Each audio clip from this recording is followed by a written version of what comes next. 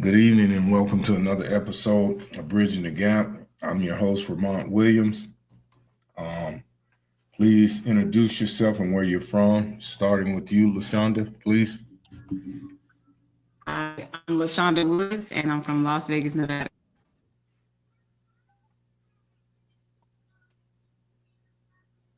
Drip.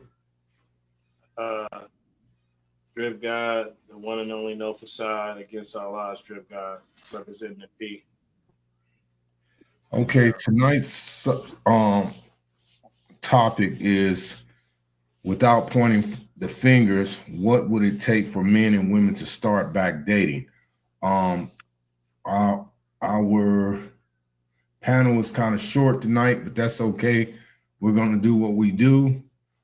We're going to be on tomorrow. I got a hot topic tomorrow, so please stay tuned for that.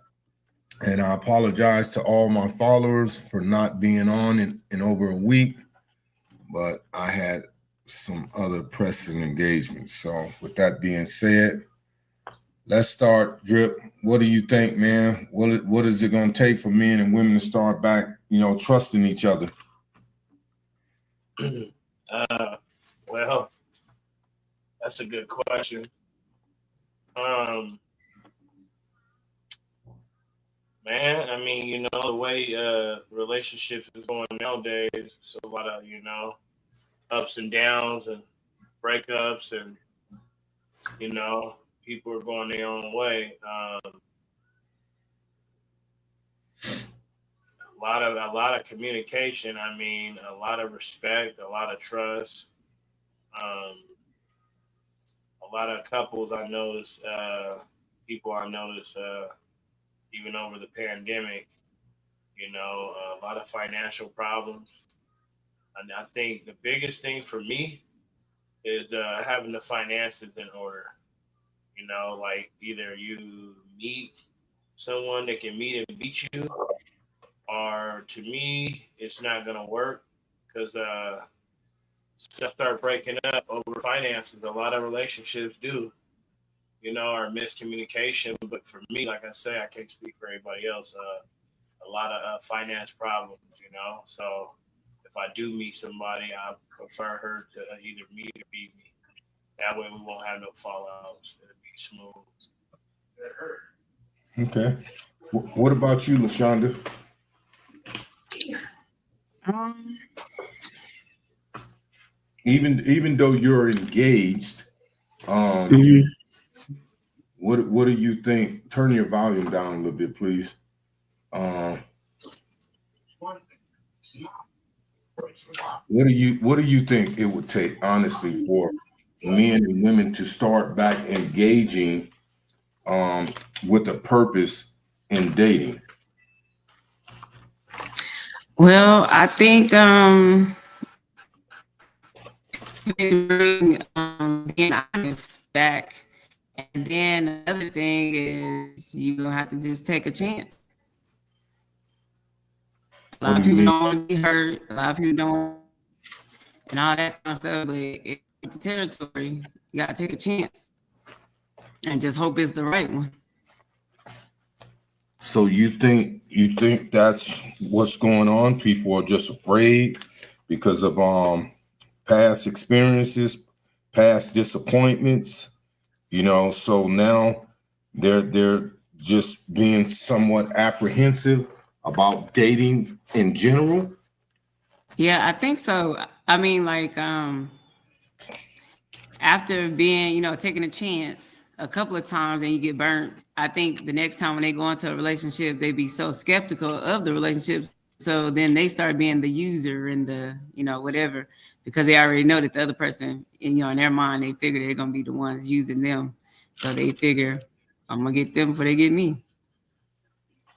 So as adults, why do you think people would take on that mindset? Because a lot of people have not come into that space of knowing who they are and what they should tolerate and what they shouldn't tolerate. And some of them really just haven't grew up.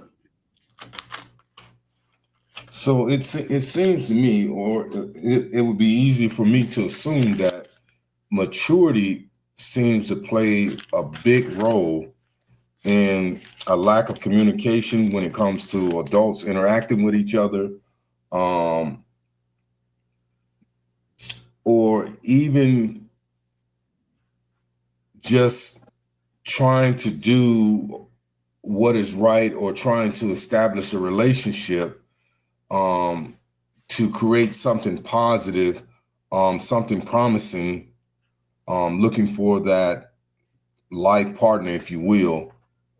I think, I had the pleasure of your camera is sideways, D. There you go. It's actually my phone. I'm gonna just rock with it. Okay.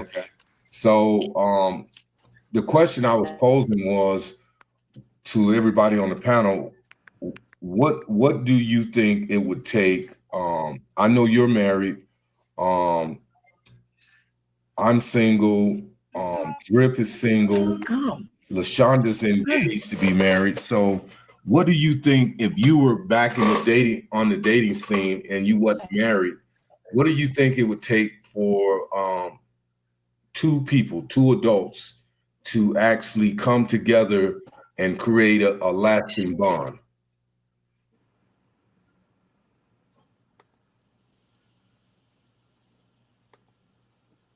Can you hear me? Yeah. Can you hear me, Dara? I can hear you. Okay. So that question was for you. Oh, for me? Yeah. Oh, my bad. All right. Yeah, I've been married 32 and a half years right now. So I've been definitely out of the dating scene for a minute. But I got 4 adult sons, and I chat with them quite frequently and discuss things as relationships, uh, girlfriends, potential wives, and the whole nine. So for me, I think it boils down to intent. And what I mean by that is when you see someone that you find attractive, you vibing, and get together, you got to determine each other's intent. Is it I just want to lay with you, or I just want to lay with you, or what we looking for? And I'm a sound believer of the Bible. If we got any Christians out there, you could probably appreciate this statement. God says a man that finds a wife finds a good thing. And so when you intentionally look for that, I think that helps your cause versus girlfriend, boy, my boo, my partner. So if you explain each other's intent financially, do I want to have kids or whatever the case, how many baby daddies you got, so forth, so on. Let me be fair, how many baby mamas you got. You understand each other. And it's okay to decide, yeah, nope, you were 100% with each other and you decided to move on. But the Bible verse that I read earlier, now 32 years, I wasn't quite ready, but I found my wife when I was 16 and she was 14. And so joined the military, came back, and that's how that story goes. But it really becomes intent, if you can understand. And I'll land the plane right there. Okay. Well, the reason I pose this question tonight is because it seems like every time we have a show, and the whole purpose of the show was to create a dialogue between both men and women, particularly Black men and Black women, to grasp upon those hopes that one day we can mesh this culture back together that's so divided and so diverse. And it just seems to me that it's always pointing the fingers, and I don't understand how so many people can say it's about communicating when communication don't even exist. It's always people talking at each other, not to each other. So I find it kind of difficult. Um, I was at work, I believe, yesterday, and I work in the convention industry. So I was talking to a bunch of the models, and at these conventions, they have a lot of beautiful women from all around the world. And I pose the same question that I always do. Why do they think that it's so much diversity between men and women? And the consensus is, in most cases, is that you just have a lot of people that don't want to make commitments anymore. They just want to be single. When it comes to women, they want to be independent. They just want to do what they want to do. They don't want to answer to anybody. And it just goes on and on and on. So what I find is, again, when we have these shows and I pose that question, people just point fingers. It's the women, which is not a lot on here tonight. And that's because most of them are followers of Fred. And by him not being on here, I assume that they're not on tonight. But when they are on here, they tend to just, well, what about the men? This, and then, it's countering from the men. Well, why do you do this? Why do you make these choices? Why don't you take some accountability? And it's just crazy to me, man, how we as adults can't find a common ground to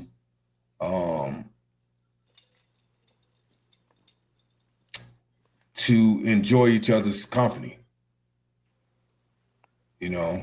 So I don't know, man. So what do you think?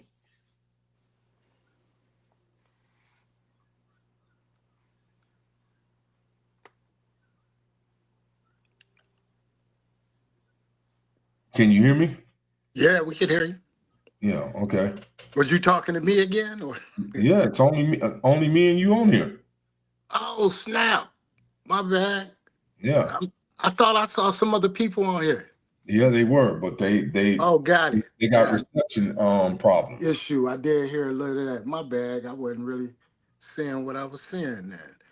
Okay, for me, I think, like I said again, I think it's too much secrecy, and at the same time, checking boxes or taking inventory. You know, both sides have went as far as credit check, criminal background, and the whole nine. So I think that's overkill in this era. I mean, I think, you got to be safe, but the way you can learn a lot of this stuff is by topic of the show, dating. But if I would really have nailed down to your question, men, some men, not most, not all, but some, they have fear of rejection. I have friends who are females who's in the dating world, and she said, "What's wrong with y'all?" And I'm like, "What's the deal? Y'all don't even like to.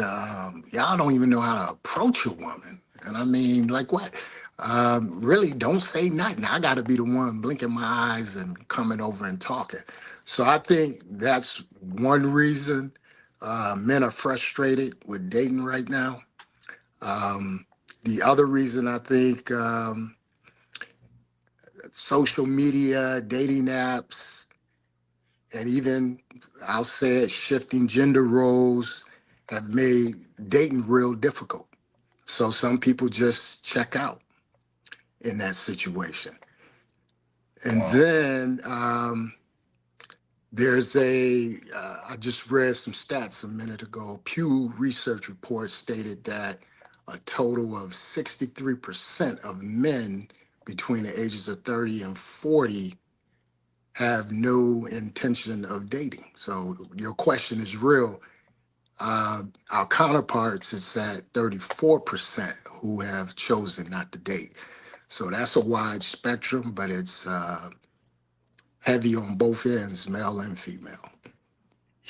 Well, I don't know, man. You know, like I said, LaShonda, you have your mic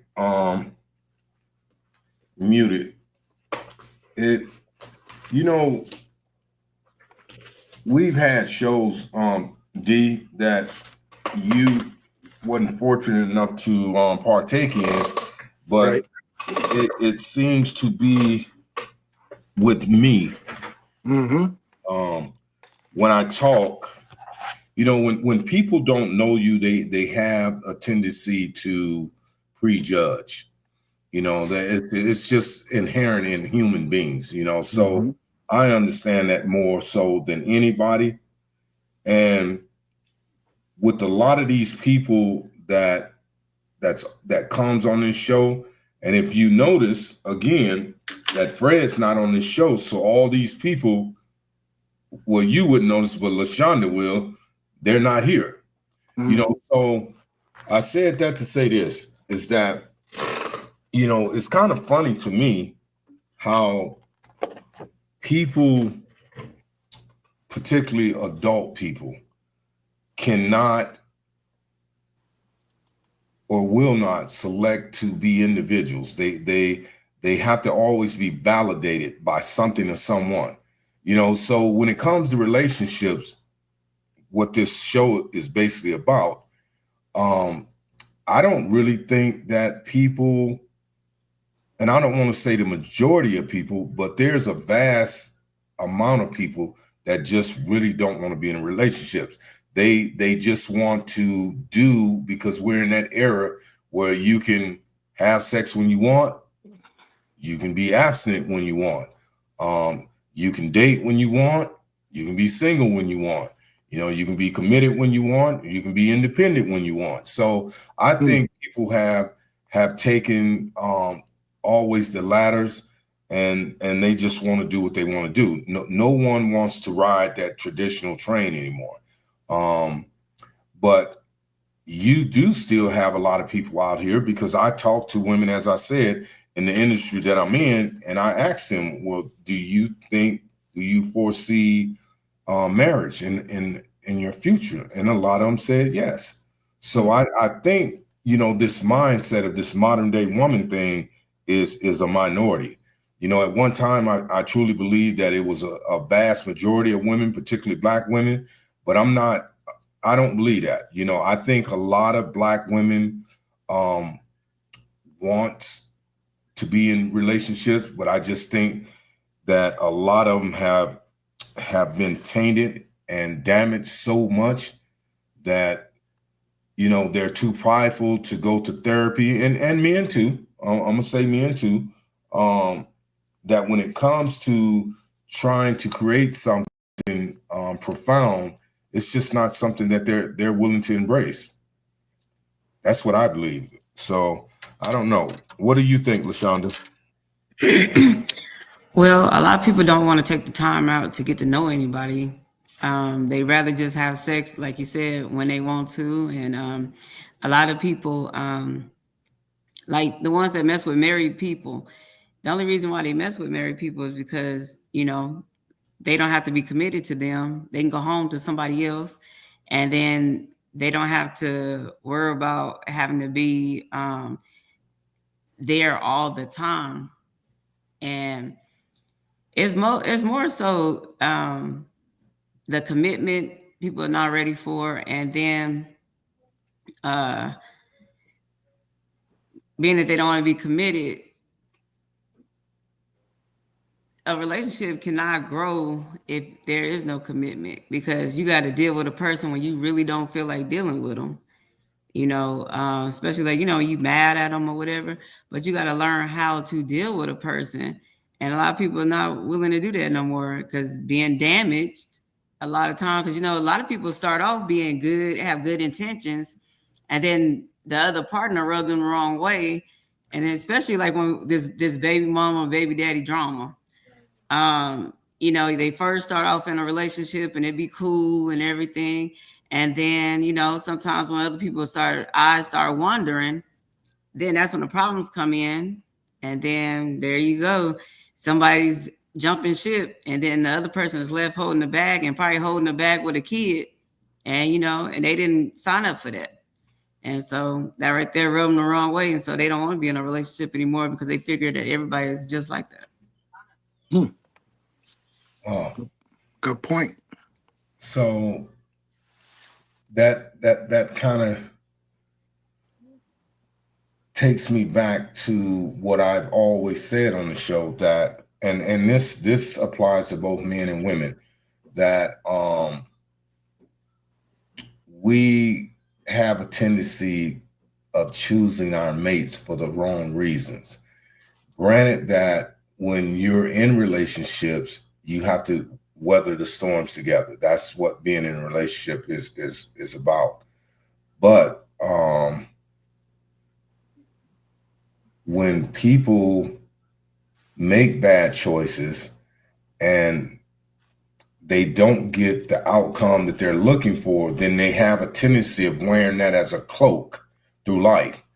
And what they do is everyone that they come in contact with, whether it be male or female, if that person that they're engaging with have any similar characteristics of that person that they've been disappointed by, then it's a bad situation. And I use myself for an example. I've been married twice, and I've said this on the show a few times, and some of the panelists as well as the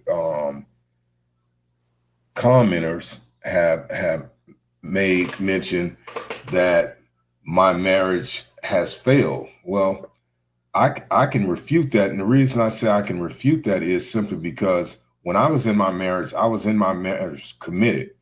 I didn't commit infidelity. It was my wives that committed to infidelity. So that stigma that's attached to men, that most relationships or marriages fail as a result of men committing infidelity, it's not true in all cases. People cheat, and they cheat for various reasons.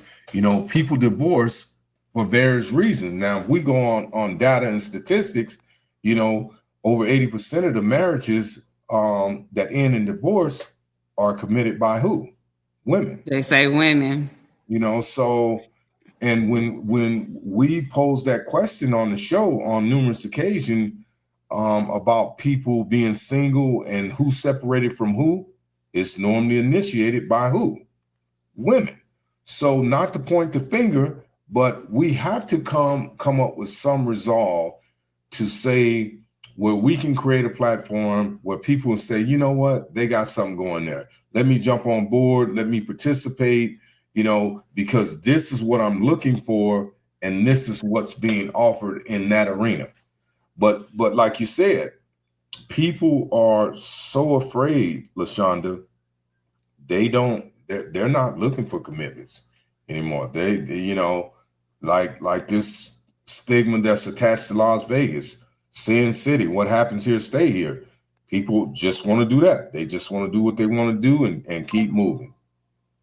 Because, when I go back to like my younger days in my 20s, I was in a relationship and I was committed, and the person, every time you looked up, they was cheating. And then, you trying to make it work and trying to get them to see that, I got your back, like have my back. But after going through that a lot of times, I'm not gonna say a couple of times, but a lot of times, then I started saying, well, you know what? I'm the only one that's getting hurt in this. I'm not gonna get hurt no more. So when you do what you do, I'm gonna do what I do. And I did that for a minute, but it's like, why do it? You just, let that person go, and don't let them change who you are. In relationship, you gonna get hurt. So don't wear your heart on your sleeve. You got to protect it in some kind of way, but you got to open up and be vulnerable a little bit to get in a relationship, to find a good person, because they got to be also willing to be vulnerable too. Let me ask you a question, LaShonda, as a woman, and this is just based off of what you said. What pleasures other than sexually or gratifications would a woman get by being in a relationship, cheating on a man because she has realized that he's cheated on her? What satisfactions would you get other than sexual gratification? You really don't get nothing, because when you really look at it, the person that you're with that's cheating on you and the person that you're cheating with, they're not yours. So you don't really get anything. So why do it? Well, sometimes it's not that you are looking to cheat, but then when you're, frustrated because this person is just doing the most, and then you find somebody that come across, they come across, and then they come across as a good person, and they're willing to take you out and show you, that you're worthy of being with somebody that will do right by you, and then women will start going out with that person. And then it ended up being almost what they in, because that person may have had good intentions, but it just didn't work out like that. And then you're back at square one. Then they cheating too, So Right. you might as well just let a person go and wait until you find somebody that really is that person, because a lot of times everybody see the red flags, but everybody say, no, I'm that person that's going to change them. Let me just keep going with this. Then you see 3 and 4 more flags and you still think you got that power to change them, but you don't. Let me interject something. LaShonda gave a couple of examples of what's called, and you as well, Ramont, as we call it in psychology, it's called emotional exhaustion. And both of you gave good examples, because what that means is, I'm tired of it. This man cheat, the next man cheat, this wife cheat, this woman cheat. After a while, you're like, you know what? I'm taking myself off the market. Ain't nobody ready to do what I want to do in the way I want to do it. And so that, in fact, stops a lot of people. In the numbers I gave earlier, that stops a lot of people from pursuing even dating, let alone trying to find a husband. Dating, because I'm just emotionally exhausted. Whether you man or woman, I do not want to deal with it. Then recently, there's something else added on, is from a male's perspective. This is coming from my 4 sons.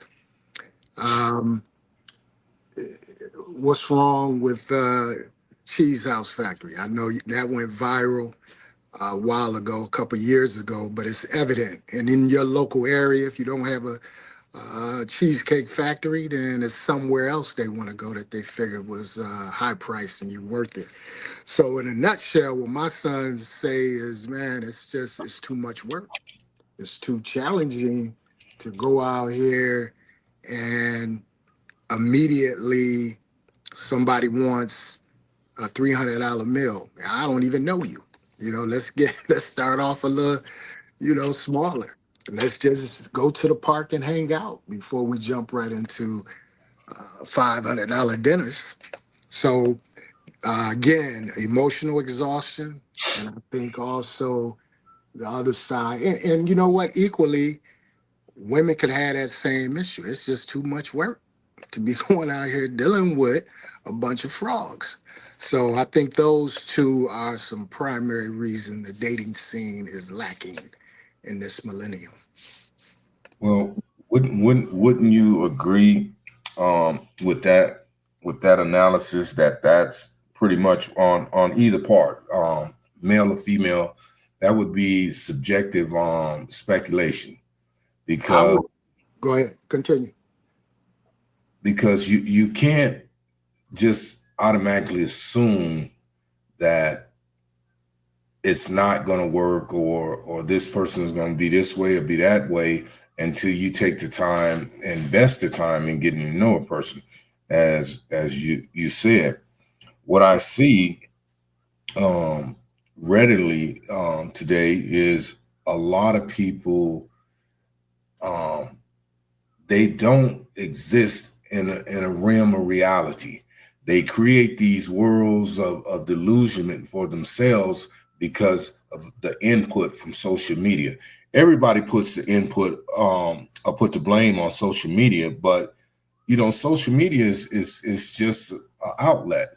You have to have the discernment to know what's right and what's wrong and what's conducive to you and what would benefit you and your family. And I just think today that a lot of people are using these terms or terminologies, if you would, for lack of better words, and they're just jumping on board. They're just doing what they see other people doing. Like somebody put on a video the other day, and it was kind of funny, and I looked at it and I put it on my page, that how Black women are trying to emulate white women. And what they did, they used what's her name? Is it Serena? Yeah, Serena Williams. How she's bleached her face, had her nose chopped off, got blonde hair. And it was just kind of funny to me, man, because how so many women, particularly Black women, are totally against Black men dating outside their race. But yet this guy, now this is not me saying this is something I've seen. Or they jump in the comment box. He was just basically saying how Black women are so adamant against interracial relationships, but they go out and try to emulate white women. And I just found that to be true. So, it's like, it's this back and forth thing, man, the pointing the fingers. And I posed that same question to a lady that will be on the show. And I think she's from somewhere over in Europe I met. And I asked her, what did she think about interracial relationships? And she told me that her mom is dating a Black man. And they seem to be happy. So basically she just said, well, I think that if you have chemistry with that person, you like that person, you're bonding with that person, then you should move on to whatever makes you happy. And I'm in total agreement with that. I think oftentimes we're spearheaded to believe that if we're Black or we're Hispanic or we're particularly Asians or Caucasians, that we have to date within our cultural surroundings. And I'm starting to look beyond that, not because I'm bitter at Black women. It's just because I think that there's more flavors to the rainbow than just one. So that's just my take on that. So I don't know, man. I know there may be a million and one different opinions about that, but that's just my take on it. It sounded like that was more of a personal declaration from you regarding opening up or widening your net for different other populations. Do you believe at the same time those numbers add to the fact of the lack of dating in the world? I guess my premise is, if you widen your net, then based on your topic today, that would infuse or light a fire in more dating, because there's obviously some curiosity when you're talking about different races. Well, I think personally, D, and this is being impartial and not biased, that if and I'm saying this with everything that I can muster to encourage Black women, that if Black women want Black men to focus on being in relationship with solely them and quit dating, because we know dating outside our race is not always successful and it's not as pleasant as social media hypes it up to be. Excuse me. We've seen this with a lot of celebrities that have married and bear children by Caucasian and other ethnic race women, and it didn't turn out so swell. But particularly black women. I'm talking about black women now, and I'm not being condescending by any means. If they want black men that's single, such as myself, to focus on them and pay more attention to them, then they have to come to the table with a little bit more compromise as opposed to the demands and the ultimatums. You know, because we understand, or it's been said, that women control the sexual aspect of a relationship and men control the relationship within itself. And But I do you believe that? Huh? Do you believe that? Of course I believe Instead that. of what the statistics are saying, do you believe that? Of course I believe that. Because, and I'm gonna tell you the reason I said I believe that. Okay, hypothetically, if I see you and me in a visual and I say, man, LaShonda's fine. You know, so Well, my thank you. Thank you. my mind is focused on what? I'm willing to give all that I have Over looks. if I'm pursuing something profound, all that I have in order for what? Remember, we live in a world of bartering. So I can't take anything from you. So I have to court you in order to get that ultimate objective, and you control the whole aspect of that. You can make me wait a day, you can make me wait a year. It don't matter how much money I got, how good I talk. You know, you control the sexual aspect of it. Now, on the flip side of that, when it comes to relationship, once men conquer that aspect of it, they usually control the relationship because now they've secured that bond. But again, from the onset, it's usually the woman, sexual. I disagree. How? I come from a family of pimps.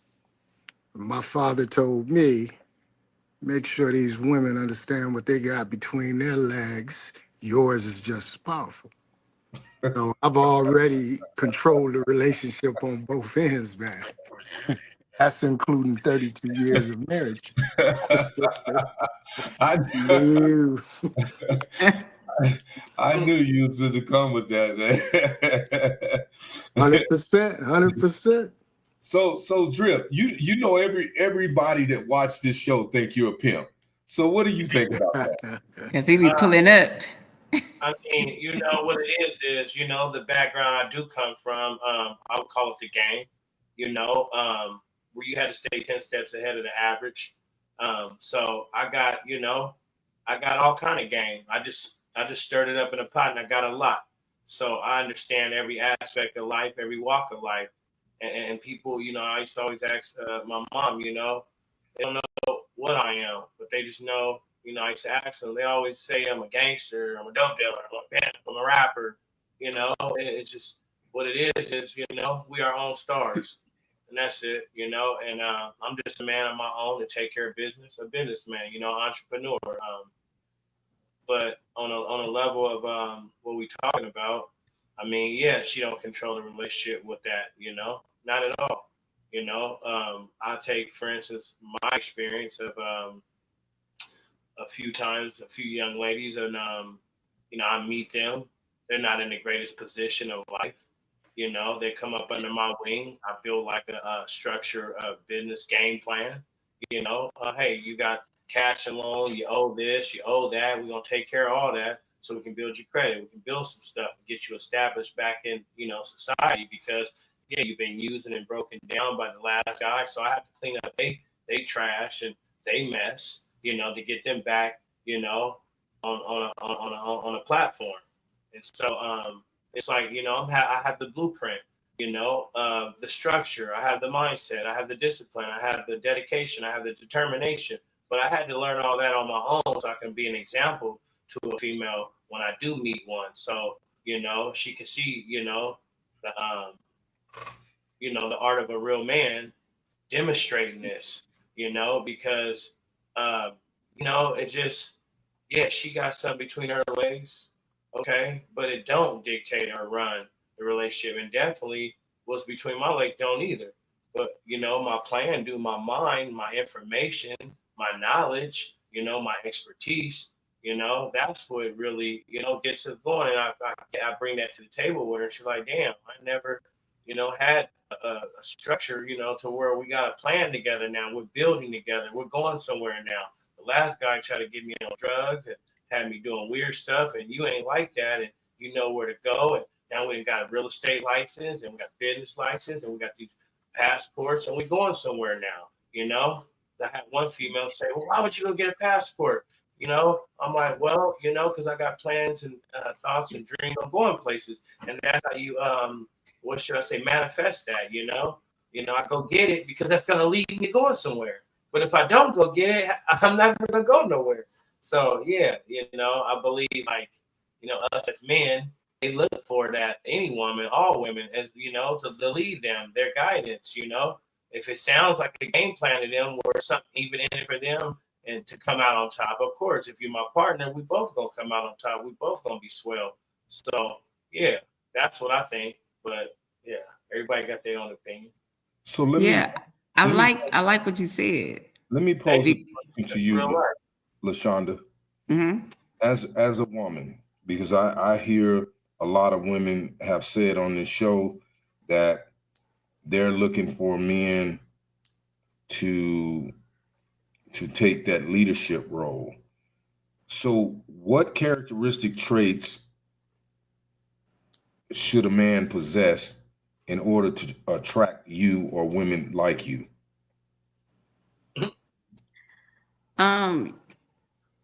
In order for them to lead the right way, they gotta have God in their life. They got to. In order to be able to lead, because they have to submit to God first, and then that characteristic will come out, and then the woman will see that they can lead. And see, the thing about it is, men have a built-in molding system if they're tapped in with that molding system, because it's the way you love a woman. That's once you love a woman right, she'll be willing to be submissive, all that men really want from a woman. But how do you get to that point? It's the communication. It's how you talk to the woman. You ain't yelling, and you ain't all that. Well, what about the woman talking to the man?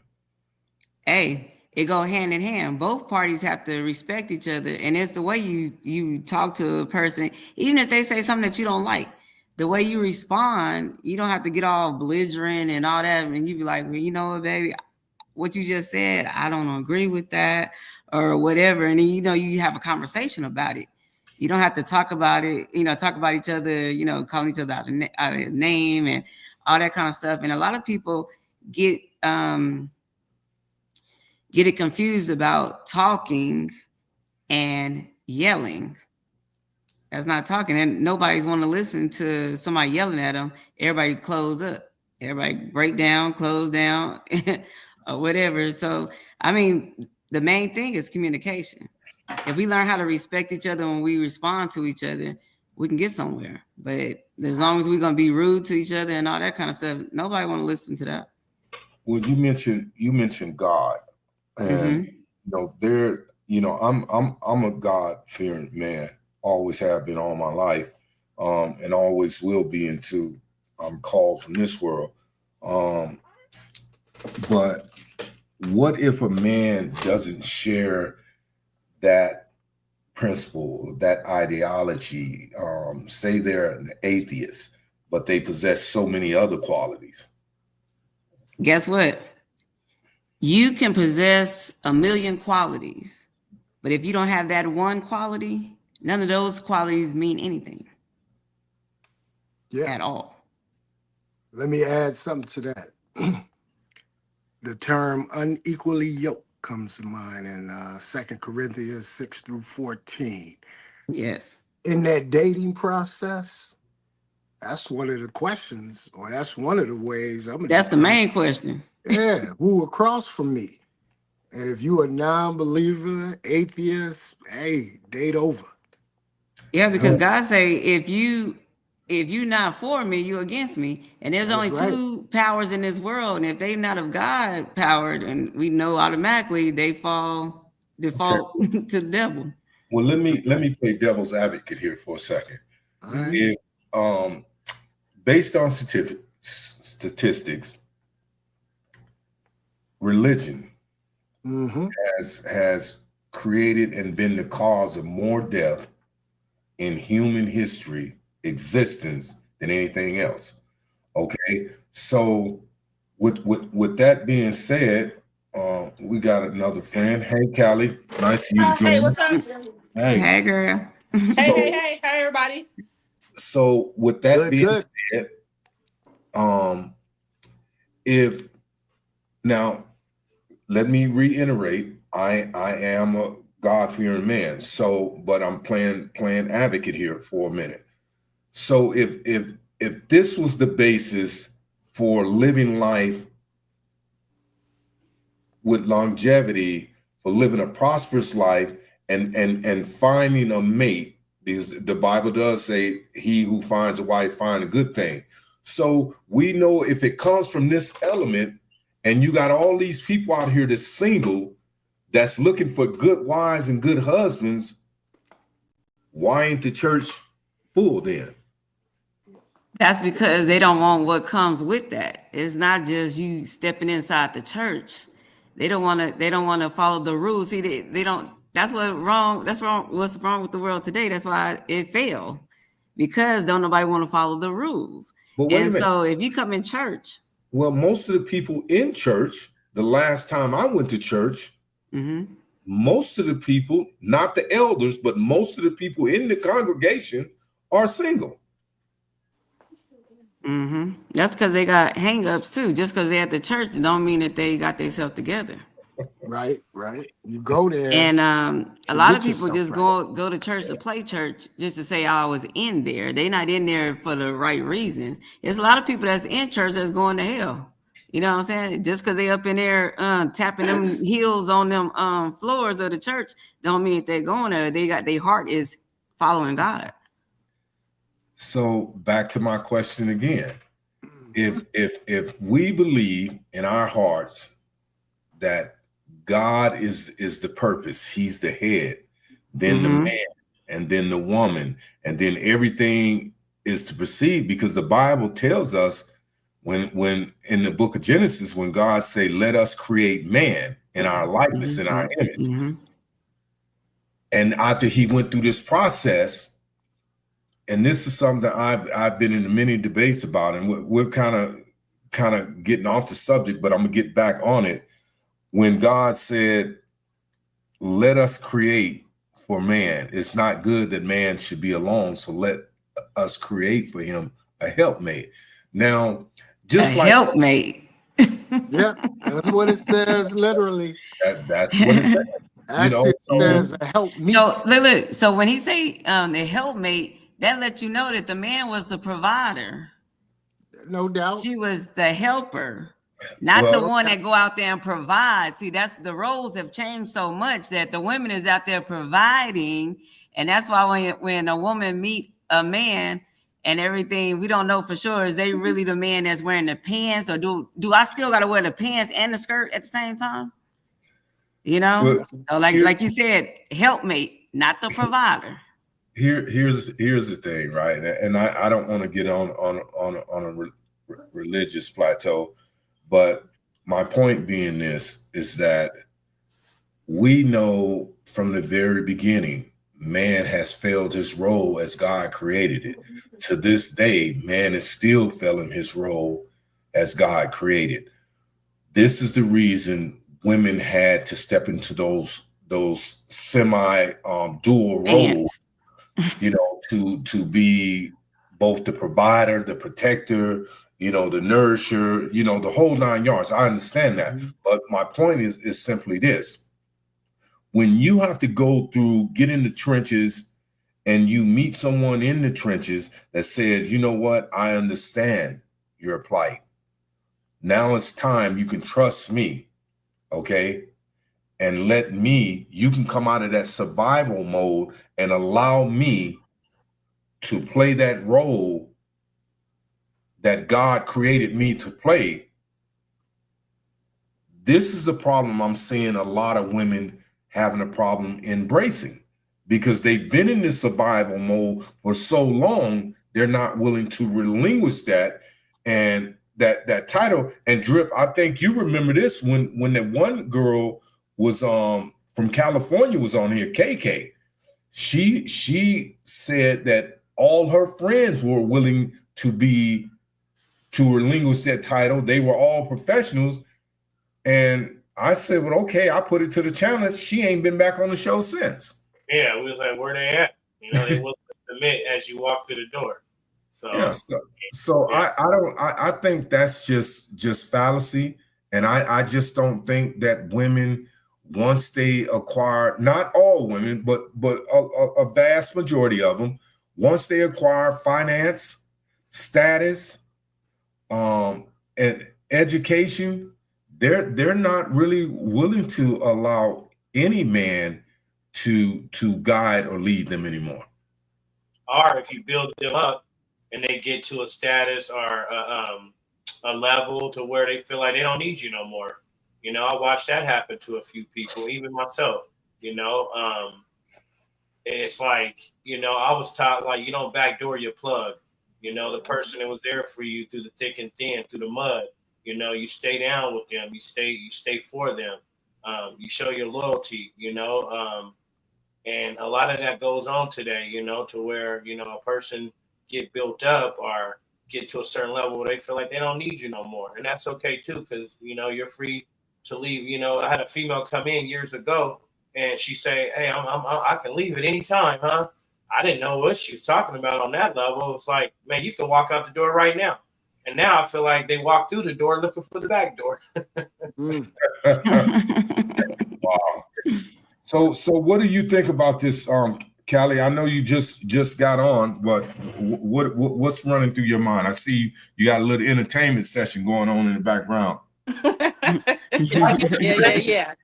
I was doing a little work today. I told you I had some work to do today, but Right. I'm trying to catch up. What was it? What was our point? It was I didn't answer the question. Let me see. What was Well, the without point pointing is, fingers? What was we talking without about? pointing fingers, because you've been a guest on the show before, and it's always back and forth. You know, both men and women deflecting anything or refuting anything. So what we're trying to do is create some type of resolve. What will it take? We got Daryl and LaShonda, who came up with God being the head, which I'm in total agreement with. Drip Okay. was saying also that you know, people have ulterior motives, and so we're just trying to find some type of resolve. And what do you think, from your perspective, what it would take for independent women, no matter what their ethnicity is, to relinquish that that title and come out of that survival mode and create some type of profound bond with a man? Well, I think that goes both ways. I think men as well need the area. Men are and women both, especially at our age, that went through so a lot, been through different relationships, and everybody has this wall up. Right. And if nobody drops the wall to get to know each other, then it's not going to happen, because everybody's bringing in their past stuff, what happened. So you're automatically saying, oh, he or she did that. I ain't messing with her. I ain't messing with him. So you automatically shut people down before you even take the time to get to know them. And some people say, well, they only take one time for me and I'm done. But it shouldn't be like that when you're getting to know somebody, because everybody is different. Everybody has different views. Everybody has different beliefs, different values, and everybody was raised differently. Right. And been through so much different stuff. So everybody has their own opinions about stuff, and nobody is willing to say, okay, how do we meet in the middle now? How do we meet in the middle so to make this work? Everybody is like, well, this is what I do, and that's it. And this is what I do. And so nobody's willing to say, drop the walls and say, and be vulnerable. That's the word. Just being vulnerable. That's what I said earlier. Yeah. It's just kind of being vulnerable and just saying and just taking what he has to offer or what he wants to do. But a lot of times you find yourself as a woman trying to women are steady trying to make things work. And the guy really, he's just like, whatever. It's like, whatever he say, whatever his belief is, that's all it is. And it's nothing. It is what it is. That's what he believes in. And you can't really change his mind. And that's the more of the problem, I think, as a woman, So as let- women Yeah. getting with guys. They don't want to drop the wall because they always, then guys at this age too, they come at you too in a way and say, well, I'm 52 years old. I've been here and done that already. And you can't I ain't tell me changing. how you gonna tell me this at the other. So that's why nobody's getting into no relationships. So That's let me my thing. let me ask you this question: when you use the term vulnerability, right? Would you agree that that's just some form of fear that people haven't been able to overcome? Yeah, it's just a part. It's a fear because you're afraid to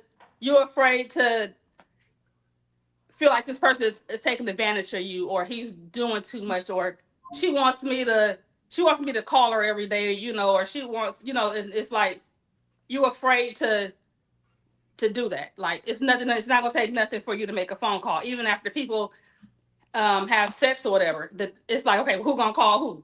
I ain't gonna call her, I ain't gonna call him, and it's like, boom, now you back in the same boat. And both of y'all might like each other. But it's like a thing that nobody ain't gonna call each other back because of this fear of being a sucker. That's what guys or thirsty or whatever it is. But the guys are the guys a lot of times, and women do too, but it's nobody want to drop the thing and be like, okay, well, we had sex last night, and I can pick up the phone, I'll call him and see what's up, but nobody does that. So that's the first thing that messes everything up. So I think everybody's afraid that they're going to get hurt. They're afraid that something is going to happen, and everybody's already got those red flags in their mind, like, okay, I'm waiting. As soon as he do this, I'm out. So so let me ask this question right here, because I'm kind of confused about something. I know this, and being blessed here on this planet for 63 years, there's no guarantee that God has given no man or woman, written or unwritten, other than we all should surely see death. With that being said, I think I alluded earlier to this point that oftentimes when we have experiences that's very disappointing, what we do is we create this checklist, if you will, and it's really a characteristic checklist, and both men and women do it. So whenever, give you an example, if I've had disappointing past experiences and I meet you, hypothetically, if you do anything or say anything that's similar to this checklist that I have, I'm ready to just wave it off, and I think that's a form of fear, and the Bible speaks to this, and I really don't want to get into quoting a bunch of scriptures tonight, but I think when we allow fear to overrule our better judgments, then it don't allow us to have those blessings that God has put before us. Would you agree? Oh, no. No. I believe that, well, let me say this. When it comes to a checklist, whether it be in your mind or actually a literal document, checking blocks. In this day and age, the damage, or what we call the baggage that comes, is because initially the man nor the woman had any standards. Let's just move checklists out. Any standards or boundaries, more particular standards about what I want in my future wife. So I'm gonna go down that list. Some are non-negotiables. Some, can I live with that? Yeah. And so you move on before that, but that's just like going into anything blind, not knowing is going to create some problems. And it's destined for destruction. So my thing would be, let's court, as the old folks used to say.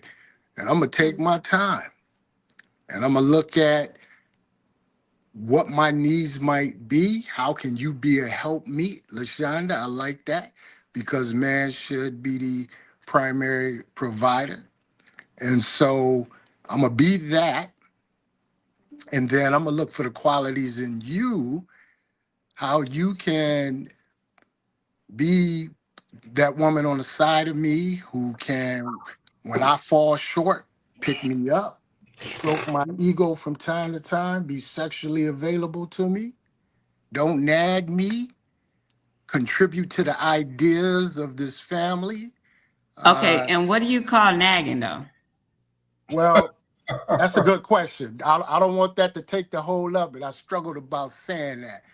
But what nagging to me would identify as a consistency and stating to me something that we both understand and agree, let me organically solve that nemesis if it's my problem. You know, if it's something as simple as I don't check the doors at night, you know, I just don't, you can't come in a room and, you didn't do it again. You didn't do it again. Well, give me an opportunity to But solve. okay, you saying check the doors now. We need to make sure the doors is locked Well, before we go to sleep. Now, because well, see, sometimes some people may not check the doors and the door will be unlocked. so for me, because I'm a security-minded person, I know them doors are locked. I ain't gotta go check them because usually, because it's just me and her, I'm the last one come through the door because she retired. I know them doors locked, so I don't have that particular problem. But because of, you know, a woman as a helpmeet, those are the things that are gonna come about. Because I shouldn't be mad at that, because that's what she's saying for our security. Can Yes. check the door. However, I don't need that you check the door. I know that door is locked because I came through the door and I turned and I looked and I locked it and I shook it. So we only got two in the house, front and back. So the point is, for your security, I'm ensuring that happens, and I don't need to check it. I don't need you to continue to harp on it. So that's what nagging is, you know. But the other things, don't focus just on the nagging. I said a lot there. Be as a help me, be sexually available to me, and in no particular order. Um, Feed me, But make sure that house is clean, make sure if I've slipped, I've been laid off. My wife came out of retirement and took a job as a manager at a UPS store just to ensure we didn't fall back on our mortgage. That's the stuff I'm talking about. But I am the primary provider in this house and pretty much has always been. So I'll land that plane right there. Well, okay. here's the thing. When it boils down to it, you know, we've all made some major points. Not that they will ever be embraced by any of the followers or the participants in the comment section or anybody, but for that matter, I just think that communication is a two-way street. A lot of people say communication, but a lot of people don't know how to effectively communicate. And I think me and Daryl, I remember years ago when I first met Daryl, he said something to me. And I had to look at him because it was constructive criticism where I could have easily misconstrued it as being a form of disrespect. Because he said something, and I'll never forget this. He said, "Man, as smart as you are, you're dumb." He said, "You're effective in talking, but it's the way you articulate. You're good at articulating, you're a good orator, but you have to pick and choose your words with your audience." So I said that to say this is that over the years I've learned to be more effective in communicating. You know, not just to hear myself talk because I know I can articulate on any level, but to be effective and to kind of woo the crowd or the people that I'm talking to, I have to be mindful of the words that I choose to use when I talk. And a lot of people don't do that today, especially in relationship. We become so habitual in just saying the same thing all the time. We think the same conversation work with everybody, and it doesn't. Mhm. It really doesn't. You know, and I think, and I have to thank this brother all the time. And you know, LaShonda, you met Daryl. We all met about the same time, you know, and it's been a struggle. And I think, and I've always thank both of you for helping me overcome those hurdles, because even with my vast education and knowledge, man, I was falling short on a whole bunch of things, and I still learn from y'all today. And like Callie, me and Callie, we met kind of like on a humbug, and I was so impressed with this lady because her words were just so inspiring, and everything I said she refuted in this meticulous way without making me feel insulted. You remember the conversation we had, Callie? Right. And we were Right. in an environment that wasn't even conducive to me because I don't even hang out at bars, you know. So we were talking, but again, I want to thank you. The same thing with you, Drip, man. I know, brother, you know, you've been going through some things lately, man. You haven't really been yourself, but you know, since you've been a part of this panelist, man, you know, I've learned a lot from you also. Daryl is on the East Coast.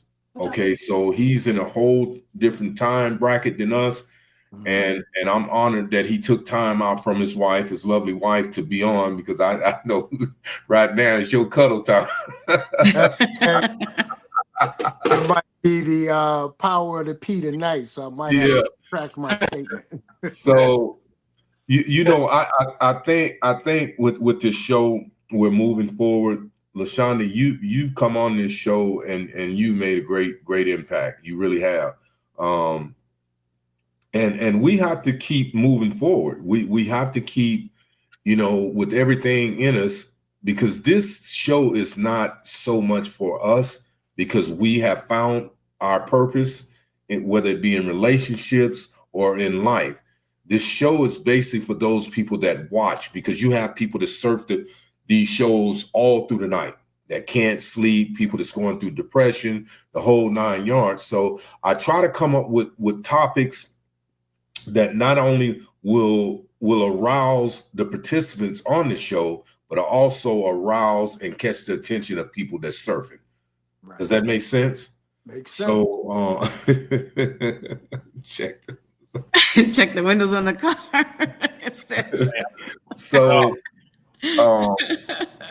again, before we close, I just want to say that I think we all have to make a diligent effort to both men and women to start being more encouraging towards one another, whether you're married, because I know it's only 2 people on this panel that's married. Daryl, that's you and Callie.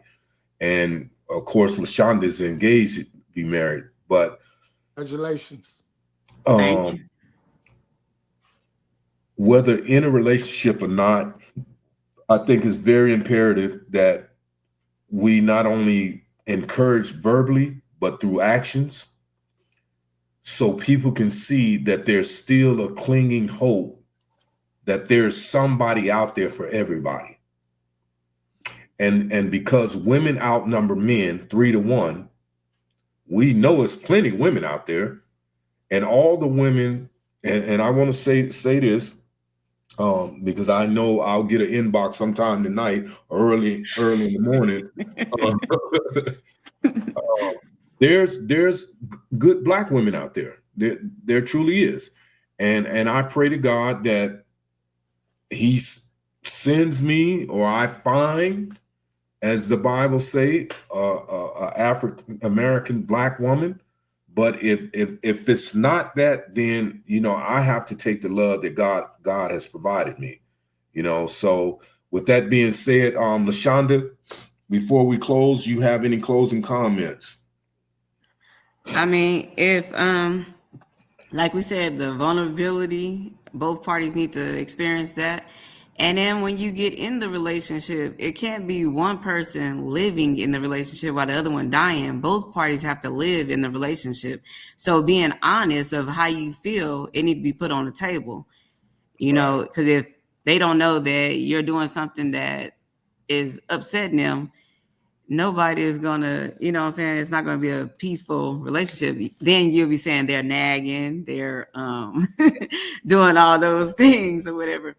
But I mean, that's what I found in the relationship that I'm in. We sit down every day and talk about what is going on with us and how we feel about different things, or if a person rubbed them the wrong way, I'll be like, well, babe, you kind of rubbed me the wrong way when you said this, because it was just like how you said it or whatever. And then we both can feel comfortable with apologizing. That's what people don't like to apologize and then own up to them being wrong. And that's what messed up the relationship too. And I mean, come out of your comfort zone and have pillow talk. A lot of people don't like doing a pillow talk. You gotta sleep. Pillow talk is really nice if you really, embrace it. What about you, D? First of all, thank you for giving us all shout outs with hours. It just amazes me how you have these individual relationships, and a lot of your friends are old friends. So I respect and appreciate that. We go back, 2001, when I was living out there, and real proud to say I met you, and your ability now to navigate in different settings has increased tremendously. So, yeah, I didn't mean no disrespect by it, but I have your attention. And if you be meeting with governors and mayors and city councils, certain things in a particular platform you can't do or say. And so now look at you now. You got your own platform, saying what you want to say. So I appreciate the invite. And here's a challenge to anybody who has kids regarding this topic. My sons are 32, soon 33, 30, 27, and 25. I just got one married. So the other three, I ensure that they were taught right. How to select a woman, how to lead, how to be a provider, how to be a man, and more importantly, a man of God. And so I think what we have to do to change the narrative, Vermont, that you're talking about, it starts with your household. You got a daughter or a son, bring them up right. We got a nice gap where we didn't know what we were doing. Some of us were grandfathered in, some of us had great parents, some of us figured it out for ourselves. But right now, if you have kids, plan to have kids, you got to get back to the basics. And I'll close right there. Thank you, brother. And nice to meet everybody. I'll be back. You too.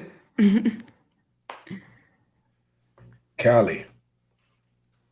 Well, my closing point would be, but by the way, it was nice meeting you too, Vermont. Like you said, on the humbug, we just kind of stumbled into each other and and had a whole conversation going on, and we didn't even know each other.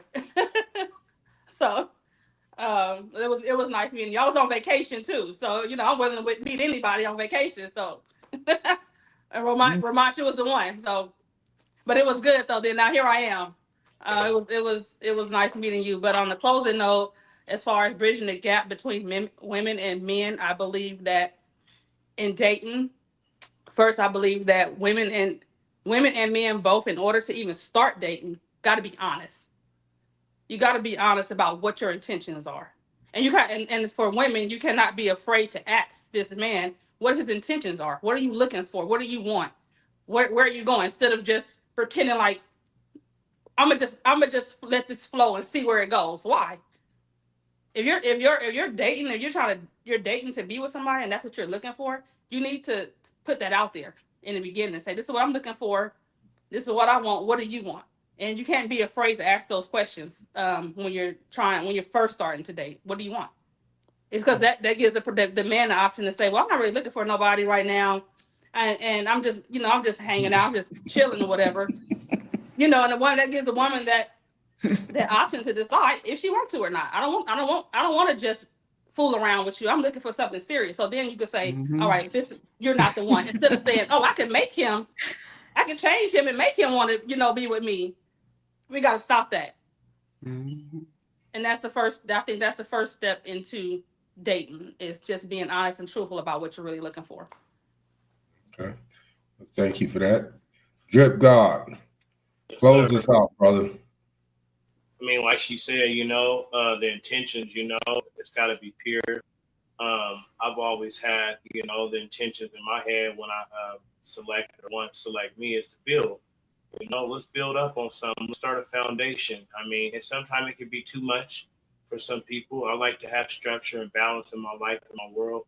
So I'm always on the build up, especially a lot of them come to me with their stories before, and what they've been through. So it's like, hey, I'm going to take that negative, turn into a positive, and hey, let's do this. Let's get a business. Let's go do this. Let's do that. And, it works out better for me in the long run. And, that we're a part of something together and we feel good and great about it, that at the end of the day, we can feel accomplished. And, that we did something together and we conquered something. And I say this, as a man, be that demonstration, be that example, when you come in, when you meet someone, maybe if they never had a dad or an uncle or a brother to see that real man, be that demonstration, be that example that, that you can lead by, because then she has to see that to believe that. And so I've always taken on that role of like, being a leader and being an example, having my stuff together, have something to bring to the table, and it just feels good to be in a position. Okay. Well, I want to say this in closing. Again, thank each and every one of you for participating in the show tonight. Let me read this real fast. For all the people in the comment box, yeah, we can do that. It's always, an honor and a blessing, to have all of you take time out of your precious schedules. I know everybody's busy. A lot of people running businesses. A lot of people are at work. Thank you, LaShonda. D, being on the East Coast, I know I've been trying to get you on the show for over a year, but thank you all, man. And I'm gonna continue this plight. But I need your support to be successful in it. So with that being said, I want to thank each and every one of you again. May God bless you, keep you safe. I love each and every one of you. And for all of those of you out there that's listening, I think this month, I got to get with you, LaShonda, on the 14th. We're hosting a dating thing at the, what is it called? The Time of the View. It's called The View on Sunset. It's right across the street from the airport, Harry Reid / McCarran Airport.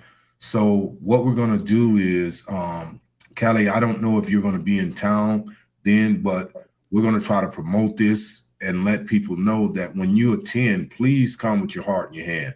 We're not advocating or promoting anything that's false, deceptive. As the ladies said, be vulnerable, be willing to take a chance. Life is a risk. So with that being said, let's close out. Thank you all again. And until next time, we have a show tomorrow. If you want to attend, let me know. But it's going to be a hot subject. So if you're not willing to get on here and refute and rebuke, tomorrow will not be the show for you to be on. You know. So with that being said, I wish you all a good night, and just hang tight, and I'm gonna close this out. Good night, everyone. Good night.